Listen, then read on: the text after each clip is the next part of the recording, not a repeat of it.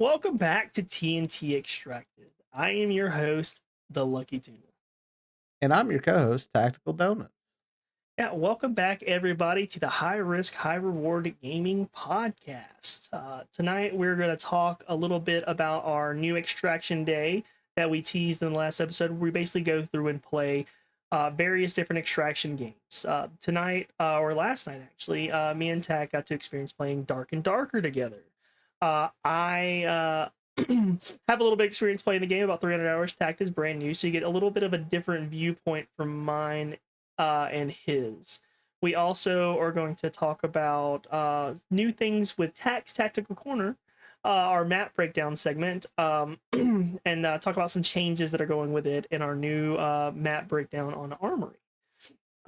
There are a few ABI updates we're also going to go over. Not a whole lot going on in the ABI world right now, but we figured you guys should know. Absolutely. We're happy to have you guys here. Yeah, absolutely.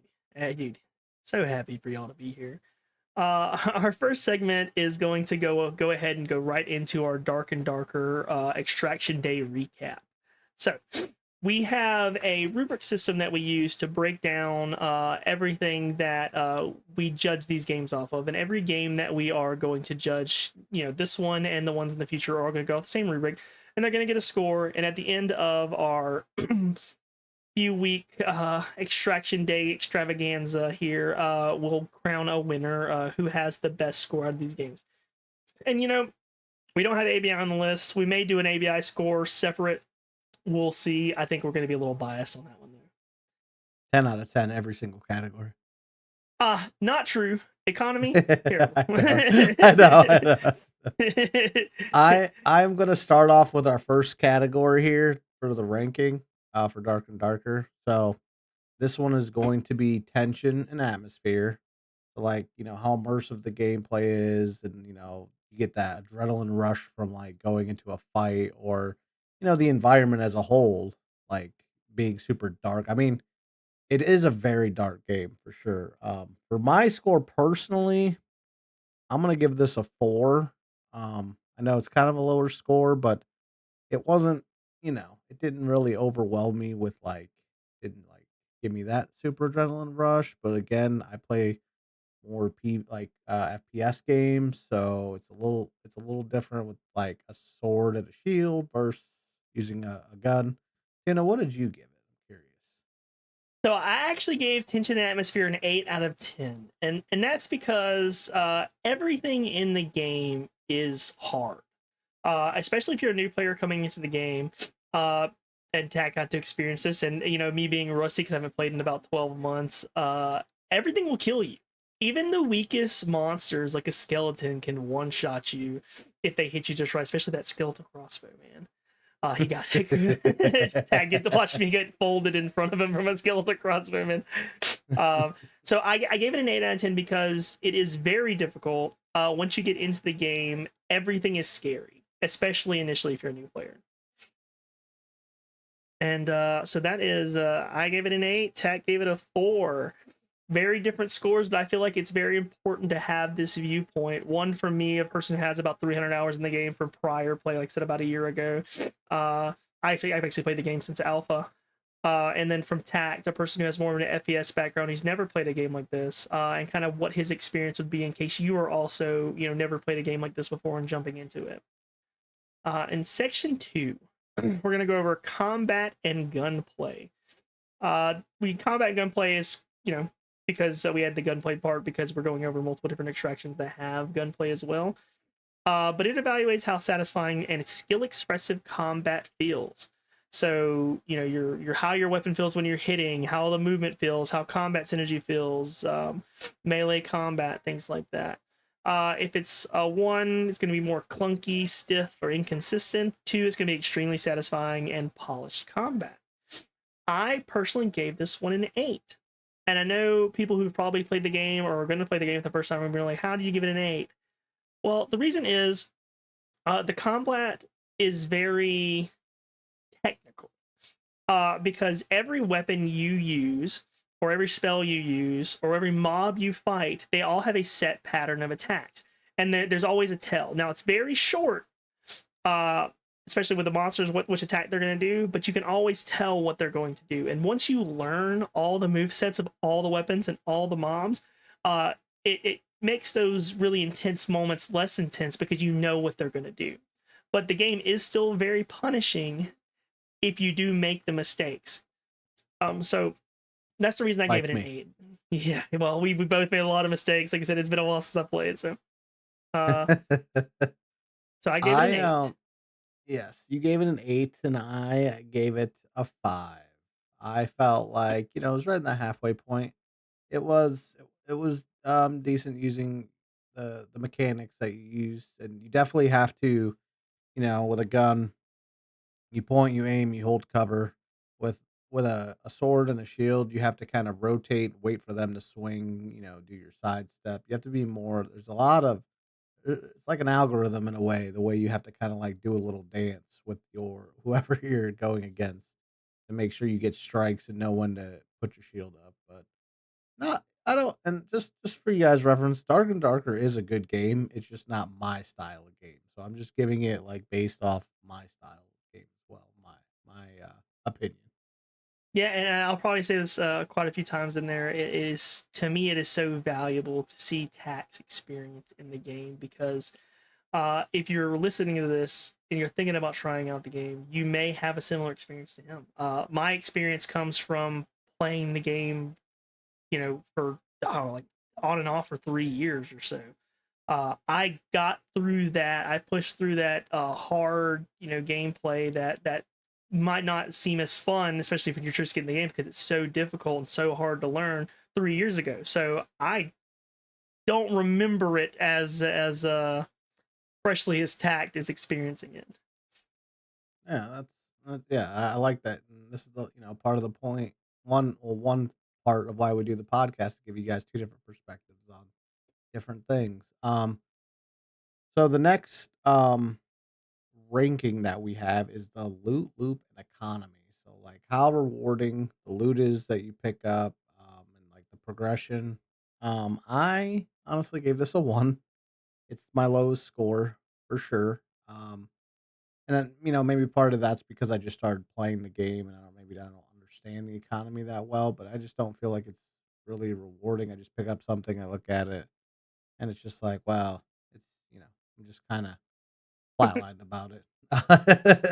Yeah, it didn't um, mean anything to you as a new player. yeah, You didn't care about it. Like, yeah, exactly. I just said, hey, whatever. But Tuna, what did you rank it? Blue Loop and Common, I gave it a 3. Like I said, I played the game for a long time, on and off.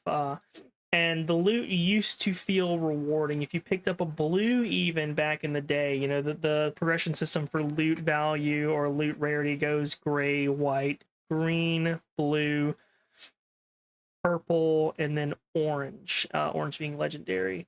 And back playing it initially, I felt like picking up a blue felt good. But now it just seems like blues, purples drops all the time, and they don't feel like they're worth anything. And then if you get like a legendary, right, and it has bad stats on it, and legendary may be a bad roll because you can slot a lot of legendaries. But say you pick up a purple with bad stats on it, but you pick up a green that has good stats on it, you're gonna use that green over the purple. So the purple doesn't mean anything, and it's just so abundant that it feels like it doesn't matter if you pick those things up. Used to not feel that way. Economy just doesn't feel good because of the same reason. There's kind of to me, an oversaturation of gear, and anybody who's been playing for a while doesn't really care about any of that gear. And like Tack said, he was picking up blues from the get go, and it didn't mean anything to him because he didn't care. Like it didn't give you, it didn't incentivize you to care about the loot. So that's why I gave it a 3. That is a Hmm. very good explanation. I agree. Yep. I do be explaining pretty well. He does a lot better than me. I'm very short and simple. He's very he likes to give a good Verbose, explanation. long-winded, loving to hear my own voice at times. These are big Um, words, dog. You remember who you're talking to. Section 4, category 4 on our little rubric here is going to be our map design and extraction flow. So this is going to rate the quality of the map layouts your high risk combat zones, your extraction logic, what you're going to do and think to be able to get to that extraction, or what kind of looping and routing you're going to do on the map to get to your extraction point, and your game plan going in the game. They include things like map balance, readability, hot zones, safe rotations, extract placements, your verticality, choke points, diversity and like biomes, exploration flow pacing, things like that. I personally gave this a 2. Now, there are a lot of maps in the game, and there is some cool things, like if you go into the ruins in the game, or there's like the 3-tier map where you start, at the top of the ruins, you go down into the crypts, and then from there you go down to your infernal or hell region. That's a cool concept. The problem I have is that all the maps are procedurally generated. So there's little square blocks, and every single one of those blocks basically can be shuffled on the board. And you can get, sometimes you don't get those blocks, sometimes you do. And those little blocks are preset to have what they have in them. So they have their extracts, their stairs that go down, their healing shrines, what have you. And they're shuffled and they're different every time. When Ruins first came out, it was static, and that was my favorite map to play because it was static. And now every map is seemingly moved around. I'm unsure about the new water map. We played it a few times, but I feel like it's hard to go in and have a strategy, because when you go in, it's different every time. And I know that may add some excitement to some people because every time you do it's different. But I think I really would prefer a pretty diverse map. And maybe the map changes from season to season, like in ABI, we'll have season changes where things will be added or taken away from maps, or they'll change certain zones or whatever. But I think a static map is my preference. And because we don't have a static map, we don't really have any tactical strategy to go into the maps. So that's why I gave it a 2. Um, so for mine, I gave it a 4. I gave it a little bit of higher score because I really didn't explore the whole map because I usually died before I got to the lower levels. So I mean, if I was like a new player, and even if Tina wasn't with me and I was kind of exploring the map, I wouldn't say it's super hard to navigate. Um, because you kind of spawn where you spawn and then you just try to go forward. You kind of just figure it out. But it's not too bad. That's pretty much all I have on Yeah, imagine you're doing the quest stack and the quest say, hey, you need to go to this specific place in the map. But that specific place in the map changes every time you go on the map and you don't know where it is. Now, you pretty much have to just be able to look at the map, see that square, see what's in it, and then know it's there. But you wouldn't know that unless you've seen it before. And that. there are a decent amount of quests that say, hey, go to, this specific part of the map. And you're like, fuck, I guess I'll just go to the whole map and see if my quest ticks. You don't know. Yeah, that's true. Um, for the next ranking, it'd be replayability and variety. That's that just means like like trying to run multiple raids over and over again, and getting that urge to want to run that one more raid or keep going without like, okay, I'm already done with it. For this one, I gave it a 1 because, you know, I just like new to the game, not understanding it, but also not my style of game, more FPS player.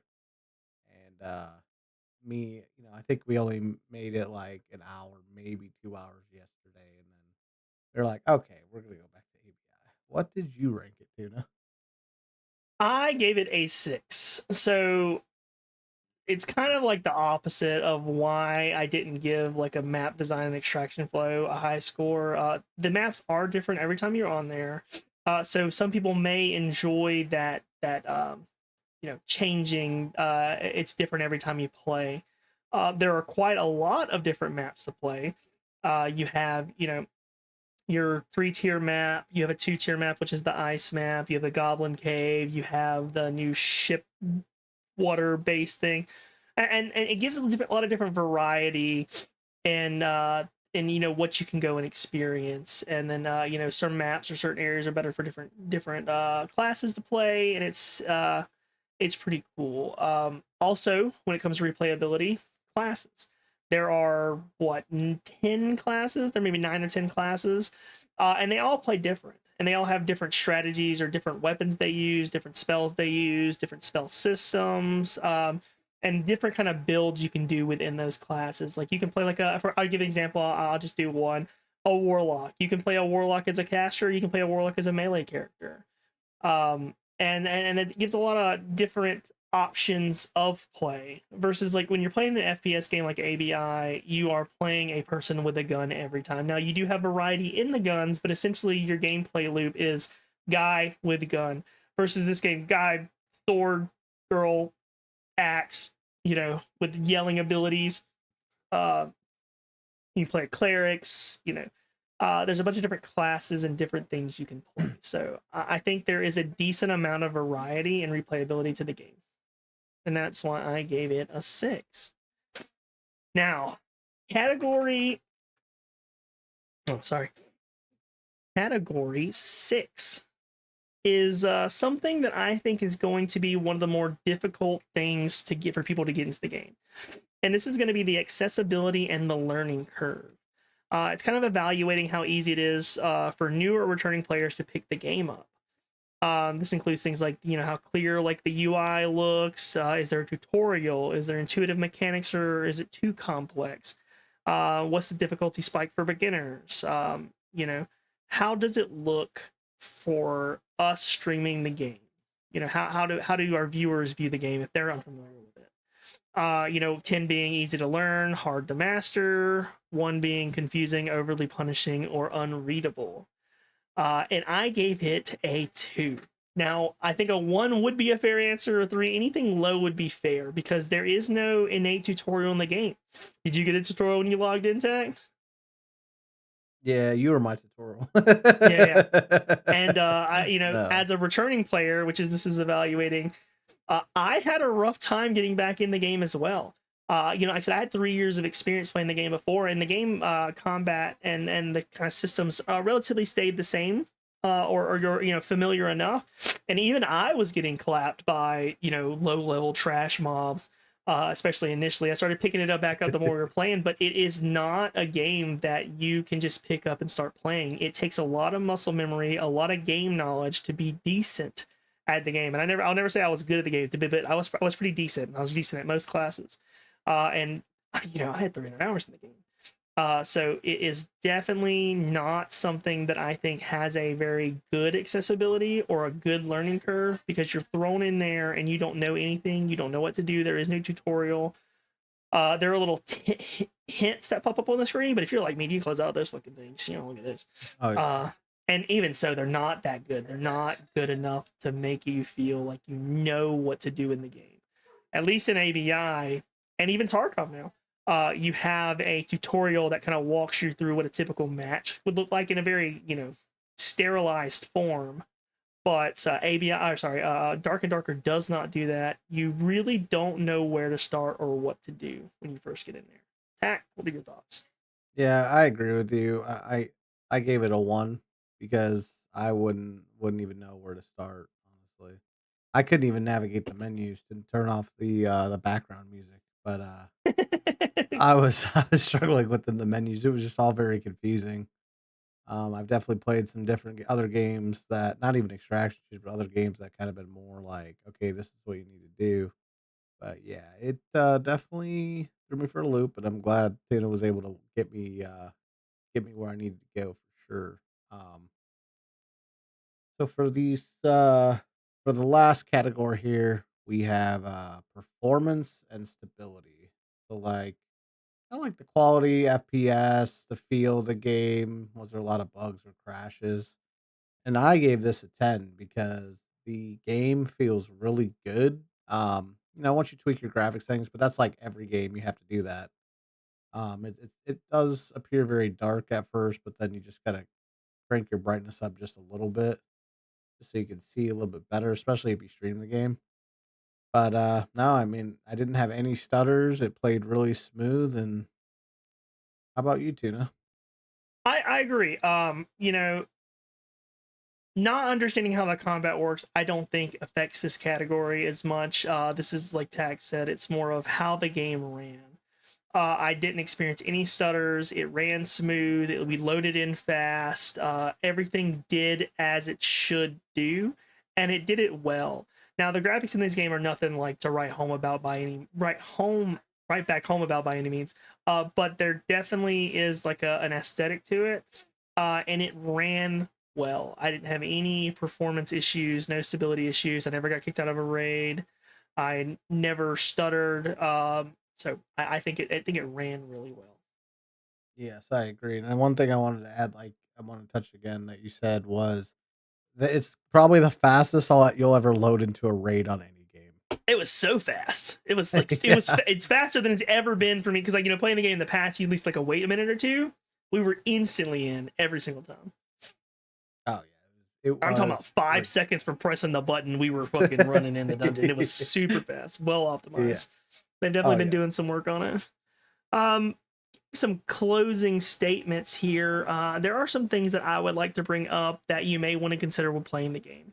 Now, I know Tarkov had its big release. ABI's gained some traction. Arc Raiders is out. So the extraction shooter, extraction PvE game genre has a lot of saturation right now with a lot of good games out there. And Dark and Darker really hasn't made any big, like, dramatic moves or updates or anything that to bring players back. But when we played, there were like 2,500 total players playing the game, and that's not just Steam because there's two launchers, or there was two launchers for the game. Oh, there was three technically, but I think there's two now.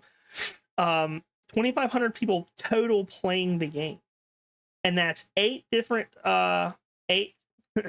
Oh, my fingers. It's 8 different regions, including all those players, and that's 21 different lobbies because almost every single one of the match types or maps had PvE mode, solos, duos, and trios. That's 4 per. Some of them didn't have it, but I calculated them for you. 21 different lobbies to split up 2,500 people in 8 different regions. Which I know it's not like this, but if you were to evenly set all of the active players and they're all actually playing like in a raid, that's 14 people per game lobby, which is super crazy. I think that the game may benefit in reducing their lobby size, making everything trios again with maybe a solo map that rotates. It's like this map's a solo for this amount of time, and then the next time it's this map solo because ABI does that, right? We pretty much everything is a quad game, and then you have one solo ops map that you can run to. Now we do have things like secure ops and things like that, but definitely not 21 lobbies and a much higher player base than ABI. So 2,500 people total. The game seemingly, in my opinion, seems to be kind of dead. But I will say I jumped into a partner streamer stream, a guy who streamed back Dark and Darker back in the day. I'll give him a shout out here. His name is Glocktane. And I was talking to him about it in his chat. He said, actually, there's a rebound right now. This is more players than they've had in a while, and there seems to be more players coming back to the game because he said right now it feels really good. And this is from a perspective of a streamer who played the game very heavily in its heyday, stopped playing because it pretty much died off, and now he's coming back because it seems to have a resurgence. So that is kind of a thing I would like you all to think about before you start considering playing this game. Very fun. Once you figure it out, it's very hard, but it can be very rewarding. But because of the lack of players and all those players being split up amongst all of those different maps and map modes, we didn't run into a single player. Now I was we would about see to them, say, yeah, we didn't run into one player and I got clapped by AI. So yeah, and we ran quite a few raids. Like we didn't play very long because it would just felt boring. And like I said, this is from perspective of me who's played for a decent amount of hours and tax as a new player. Imagine if you are wanting to go back and check it out, or you're a new player, it felt kind of empty. We would see people dying up at the top right, but we would explore the maps. We'd go down to different levels, and where were the people? Where were the people, Tag? yeah, I didn't see them. non-existent. Got any closing statements? Things your general, things that we may not have covered in this little breakdown of what you kind of experienced. Um, just pretty much like I said, not my style of game. I was telling Tatum when we were playing it last night that growing up, I should have kind of diversified myself in games, but like FPSs was all I ever known. I played racing games and stuff like that, and I enjoy other games. It's just I always go back to FPS games. That's where I have my most hours. So honestly, it is not a bad game, and it could be a fun game if you're into those style of games. But like for me personally, I enjoyed playing with Tuna because we were having fun with it still. Because I love the ragdoll. I love when you die and you just slump over. I think that's hilarious to me. But other than that, it's probably not a game I'll ever play again, to be honest. Yeah. So I think what I'll say is, and if I had to give it like a short, little tiny summary, if you want a fantasy based PvPvE game that is very difficult to learn, especially initially, and has very precise combat, very punishing, um, give Darker Darker a chance. I think that would probably feel your niche. There is no other really well known fantasy extraction game or PvPvE game. And this is kind of all we got. Now, I feel like a game could probably come by and do it a little better, or maybe Dark and Darker can decide to make some changes, do it better. But right now, it's what we got. And it is fun to play once you get into it, but just understand coming into it that it's going to take a little bit for you to figure the game out. That is true. That is definitely a learning curve on the game for new players. Like without you, I would have not known what to do because when I played it before, when I played it with my buddy Austin, I did not know anything. I had no idea what to do, and he kind of helped me along the way. So yeah, definitely a good game for those that like those style games, but just not for me personally.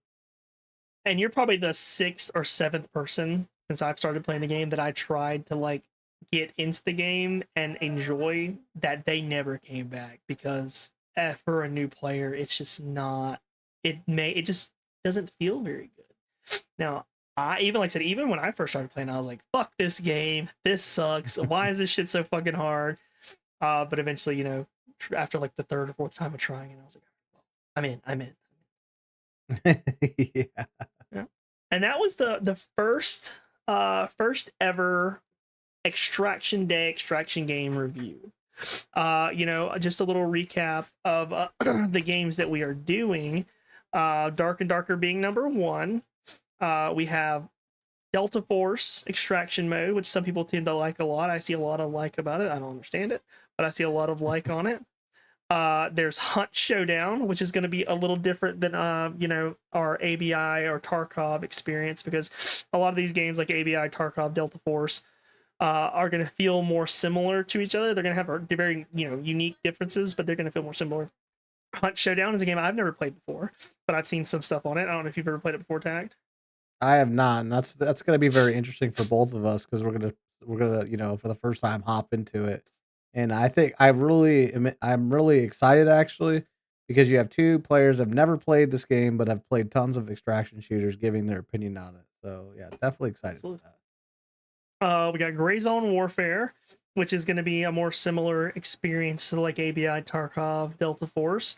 But it has a cool little thing where it has like an open map, constant world. So we're gonna get into that more later when we start talking about it. And then Arc Raiders, which everyone has probably heard of right about now. It is hot on the menu, and it also gives a very different experience.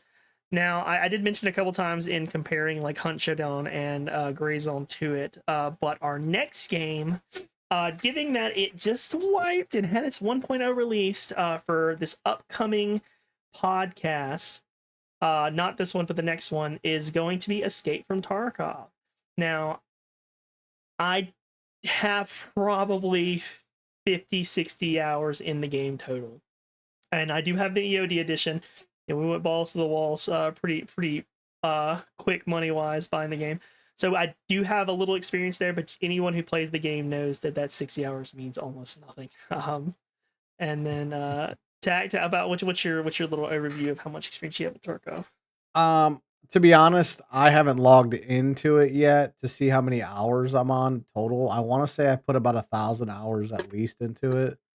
Um, but it could be more. But yeah, Tarkov was my main game before AB or yeah before ABI. So I put I really enjoyed it, but like it had a lot of faults and a lot of heartache with it. So once ABI, it was over. One thing I read today, do not quote me on this. I read it, I didn't fact check it, but I heard or saw that possibly Escape from Duckov has more players on it than Tarkov right now. Don't quote me on that though. So I need I do remember seeing a post that said similar, but that's going strictly off of Steam charts, which most of the players playing Tarkov are not using it on Steam. They're playing on the original. yeah. But I saw that and had a little laugh. Yeah. Well, they wanted you to rebuy the game to play it on Steam, which is insane. And I will say this, Dark and Darker, when I first started playing Dark and Darker, it had its own launcher. It wasn't on Steam because they were going through some legal trouble. Oh Because yeah. they may have stolen some assets allegedly, but they beat it. They beat the legal trouble, so they're good. They're good. They moved over to Steam, and I did not have to rebuy the game, so that was pretty cool. You just had to link the game, and there's been other games that are like that. So and we'll cover it. And one good thing, I guess, about Tarkov, even though he has 1,000 hours into it, I have about 50 or 60. We get to kind of give you the two different experiences of someone coming back to the game and someone kind of starting the game from scratch. Like I said, I do have a little experience with it, but we get to kind of tell you about all the changes and things that are going on with the game since the 1.0 release as well, and give you our little feedback on it, so you maybe can make a decision on whether you want to jump back in the game or Absolutely. not. I'm actually kind of a little excited to go back into Tarkov just for the nostalgic, but yeah, I'm definitely interested in us playing together, starting on the Ground Zero map and seeing how it goes. I think we'll play. Honestly, I think we'll play Tarkov a lot longer than we played Dark and Darker, but who knows? We'll see how it goes. Yeah, I think it being so similar to the game, it being a game that both of us have experience in, it could be a game that we play a little more. And they do have a tutorial now. They do have a tutorial. I did watch one of my buddies for a couple minutes as he was going through the tutorial. So that was one of my biggest complaints that I have said in even in previous podcast episodes, that ABI has a tutorial and Tarkov doesn't. But now they do. Now they do. Does it help you play the game? Probably fucking not. It's probably not going to make you any better at the game, but it does give you a little introduction to kind of give you a feel of it. So stay tuned for the next podcast, and we're going to give you our breakdown of Tarkov as it is now to us and how we feel about it. Yeah, I can't wait for it.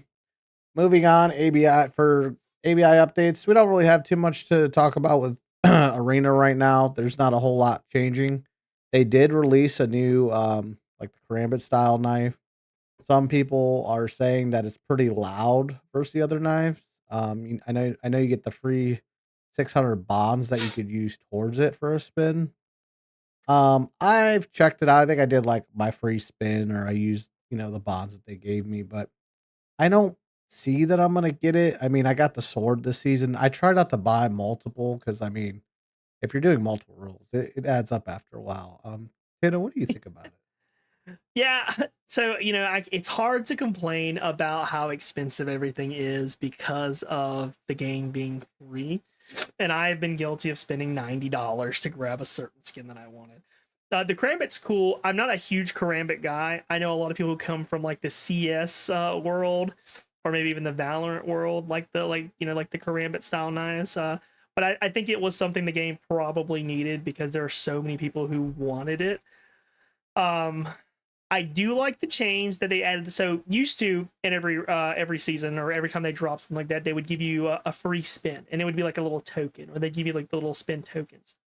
I do like the change, and I hope they continue this, where they give you those bonds too, because then the way this worked, they give you the bonds, so you could take that free spin on the new what do they call it, bundle. But Yes. this way, you could take those 600 bonds and spend on a bundle prior if it's still open that you like better. So it gives you a little bit more choice as a player of, what you want to do. Because maybe you don't like that new bundle, so you don't really give a shit about the free spin. But if you have the free bonds, you can spend it on whatever. Um, so I think that's a good change. Another update, I didn't actually include it into our little talking points here, but and I really don't have a lot to say about it, but I figured we should talk about it. They did have that tournament recently. I don't know if you caught any of it, Tact. Yeah, I watched a little bit of it, but I honestly was falling asleep on stream, and I ended my stream and went to go take a nap because it just wasn't that Yeah, entertaining. I got the tail end of it. The Seal TV was one of the hosts of it, so that was pretty cool. And I was following. I was watching from Critical's viewpoint of it. Him and Solo and some other people, I don't remember their names, were on a team and they were playing. But again, it seemed like one team had an overwhelming victory. Some of these streamers that I was watching were talking about, the rules of the tournament just seemed like uh, they weren't as balanced as they could be, and I think they had a pretty decent viewership output. But again, like I said before, I kind of wish they'd bring in some like smaller people, or give smaller people who maybe don't stream, or even smaller streamers who may be decent at the game, put them a chance to get in there and get some some limelight. I'm saying like as small as me. That may be cool. I join a tournament even if I'm dog shit. But give a chance for more unnamed people to get out there and have like a friendly community tournament. Because everything so far has just been bigger names. Like most of the names you saw in the tournament, you would have known if you're in like the stream watching community. Um, so I think it'd be cool to do more fun tournaments with fun rewards versus I guess what's the term I'm thinking, more pro level or semi pro level. Get some fun Yeah, tournaments out there. Yeah. yeah, no, I agree. I would be nice. Arena community is growing day by day, and it definitely would be awesome to, of course, like you said, and I agree. I would love to be in a tournament like that. Would be super fun. But I can tell you one thing: I would not be using an HK. I would refuse to use an HK. I would be the guy that would probably use a T79 with leg meta in Forbidden on a tourney to try to make a point that they need to nerf the HK. I'll roll up with you with the Vector 45 with that T3 ammo, buddy. We'll get them legs. We'll get them legs. I've had a lot of luck with that Secure Ops. I've had a lot of luck with that Secure Ops. So it's definitely cool. So yeah, I think they had a better tournament this time than the last time we talked about the tournament. It's a better show out. Some streamers who specifically said they weren't going to play in the last tournament played in this tournament. So, it was still cool to watch. Like I said, watch your favorite streamers play against each other. Some people had advantage. Like I said, I'm a Crit fan, and he was on high ping because he's like in Australia or something. So he was definitely at a disadvantage playing. And they're not big enough to be able to just like, they're not big enough streamers where they just like fly out, or maybe the game could have flew them all out and like had like a real in-person LAN tournament, make it more fair. I don't know. There are options, and maybe it's not viable for them, but I think it would be cool to see something like that. If we're gonna do these pro-ish level tournaments, we should I think be more standardized and make them where everyone has the same amount of chance. And then there were a lot of bugs in the game during the tournament. I don't know if you saw that. Um, I know specifically Crit at one point couldn't run. Like his run stopped working, his prone stopped working, and from what I heard, it wasn't just him that had these little bugs happen in the game. And in a pro level tournament level setting, if the game is fucking up and causing you to have lose a fight or something, that's not good. That's not good. Yeah, I know. Some of the spectators, including myself, it was kind of irritating because some of them, I believe it was solo, 100% sure, but like he would go to zoom in and you couldn't see what he was seeing in his scope. It was like glitched. There was a bunch of spectator glitches. They did add a free cam in the spectator, which was cool, but overall they need to up their production quality in these tournaments. I know they can do it. They just need to figure out what they need. because, and I don't think, for example, like, even if I didn't watch the CLTV, I still would think he's a good broadcaster for the tournament. So I don't think it has anything to do with the broadcasting, but also you're not really, he didn't really have too much to talk about sometimes, and he did a good job at like kind of like, you know, having the fillers, if you will. But like when people are ratting and forbidden in a tournament, and the tournament's so slow, it's like, okay, that's got to change. You know, ramp up production, like I already said, make it more smooth, and like make it like a tournament. You know, like back in the day, now I know this is completely different, but an MLG tournament online, or you watch like main stage, I know that's different. But like if you could take that concept of excitement and then kind of like scale it down into like the ABI tournaments, oh yeah, I think you will bring in huge amount of crowd to that because it's so exciting. Like, you know. I agree. I agree. We can make the tournaments, like I said, more standardized, better production value. Uh, I think more people want to watch it. I don't feel good about watching a tournament where my players, or the ones I'm rooting for, are having technical issues that are caused by the game that cause them to not do as well. Um, yeah, so I think a LAN tournament in the future would be really cool to see. So yeah, we'll see what they do. You know, we're still a budding game coming kind of out of nichedom a little bit. So once we get more following, maybe they'll start doing more higher production stuff. But like I said, we'll see. We'll see. All right. A little talk. I said in the beginning that we are going to do something a little different. So in the past videos, we had our map breakdowns in the podcast. Now, there were a couple things that I think we didn't like about that. You know, we liked having those and doing them, but from like a podcast perspective, it might have been a little difficult for a viewer or a listener who was listening to the audio of the podcast kind of follow along to what we were doing in the map breakdowns. Or, you know, maybe you're not a podcast listener and you don't care what we have to say about things, but you do care about the map breakdowns. What I did is I went through the prior podcasts and I basically clipped out the map breakdown and posted them by themselves, so you can just go watch the map breakdown. So Farm, Valley, Northridge, they're all solo videos now that you can go watch. And then going forward, including this one about Armory, it's going to be its own solo video. So you won't actually hear about the map breakdown in this podcast. So or Tax Tactical Corner, the Tax Tactical Corner, which I coined in a couple of episodes back. Is going to be its own little video series for you to go check out on YouTube only, no Spotify. Like I said, I don't think there's as much benefit of listening, especially if you don't know the map. But you're still going to get Tax, you know, deep, in-depth breakdown of the map and my layman's breakdown of the map, and you know what to do. So don't you even fret about it, dude. You're gonna get it. You're gonna get it. But you know, Tack, if you would, you know, we're not doing the breakdown in this, but kind of give like a little short summary of kind of like how you think it feels to play Armory versus some of the other maps. Like what about it excites you without going into too much detail? Because like I said, we're going to cover it in the breakdown.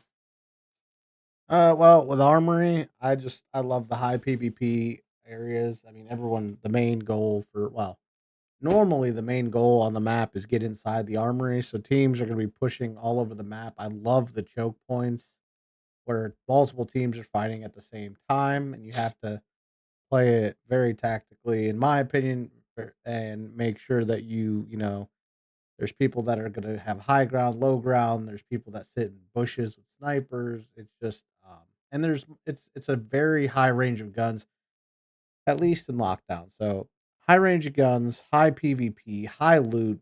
For me, it's one of, it's one of, if not the best map in the game. And I think I'd have to agree. So, you know, I used to be a TV station stan a little bit there, but it's kind of super ratty and it doesn't feel very good to play TV station right now. Armory, like he said, there's kind of two ways to play the map. You can go sniper ratty or rush the armory, and rush the armory is much more fun. High PvP, good fights almost every single time you run, good loot almost every time you run. So you know, check out our armory breakdown, which you should see coming on YouTube. If it's not out there when this podcast release, it'll be out here very soon. So, keep an eye on that.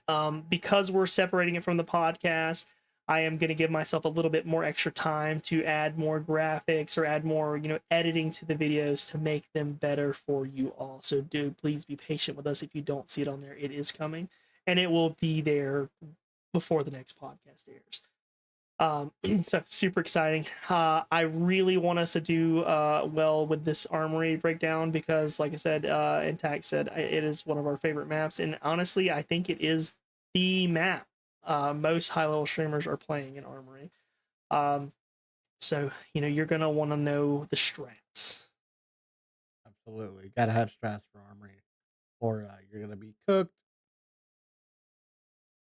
Absolutely, absolutely.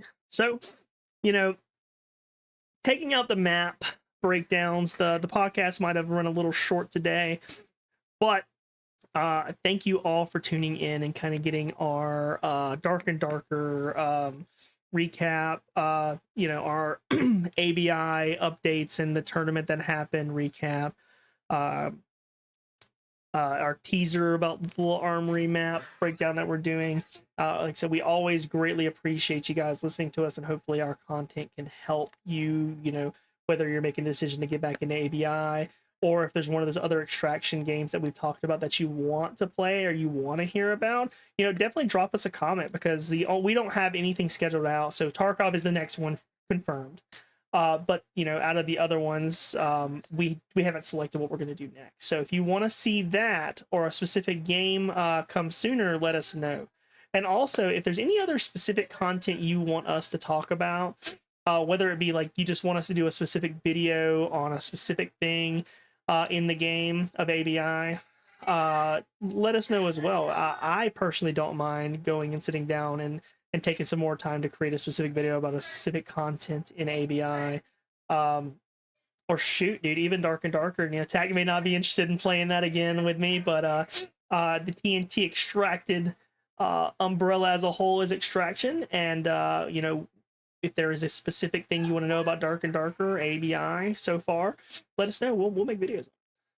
Yeah, no, for sure. Let us know. And even if we did, I don't think it would be too crazy if we did some long form content of more map strats or different guns builds you want to see, more specific loot routes. I know the next season's probably right around the corner for Arena. I know, like Tuna said, there was a little short of a podcast, but I know we're gonna have even more ABI content to cover as the new season rapidly approaches. Yeah, right now, end of season drought. It's something you kind of experience with ABI every season. I've played every season. Tax played every season. Even the preseason, I didn't play the preseason. He played the preseason. And you get this kind of lack of content when it comes to ABI. But honestly, I really think if you hone your skills, build up money in the end of this season, you're going to be set up and for a lot of fun, especially the beginning of next season.